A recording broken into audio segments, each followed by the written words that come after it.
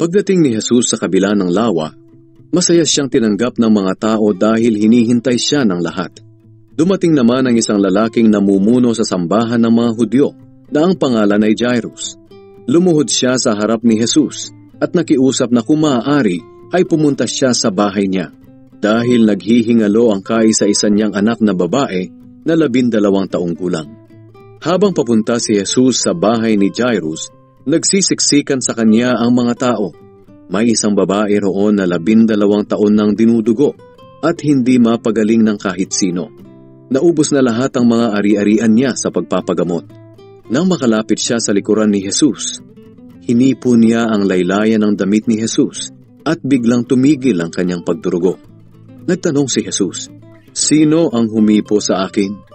Nang walang umamin, sinabi ni Pedro, "Guro, alam niyo naman po na napapaligiran kayo ng maraming taong nagsisiksikan papalapit sa inyo." Pero sinabi ni Jesus, "May humipo sa akin dahil naramdaman kong may kapangyarihang lumabas sa akin." Nang malaman ng babae na hindi pala lihim kay Jesus ang ginawa niya, lumapit siyang nanginginig sa takot at lumuhod sa harap ni Jesus.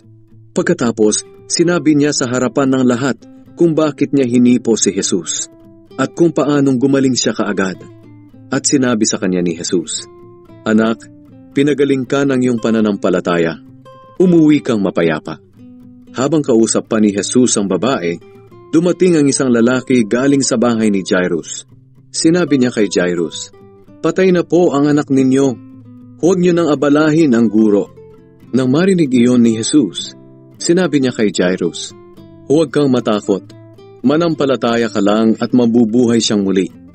Pagdating nila sa bahay, wala siyang pinayagang sumama sa loob, maliban kina Pedro, Santiago at Juan, at ang mga magulang ng bata. Nag-iiyakan ang mga taong naroroon, kaya sinabi ni Jesus sa kanila, "Huwag kayong umiyak. Hindi patay ang bata, kundi natutulog lang."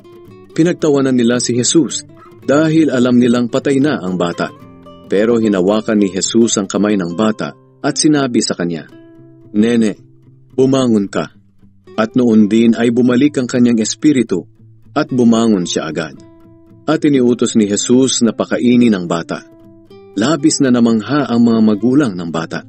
Pero pinagbilinan sila ni Jesus na huwag sabihin kanino man ang nangyari.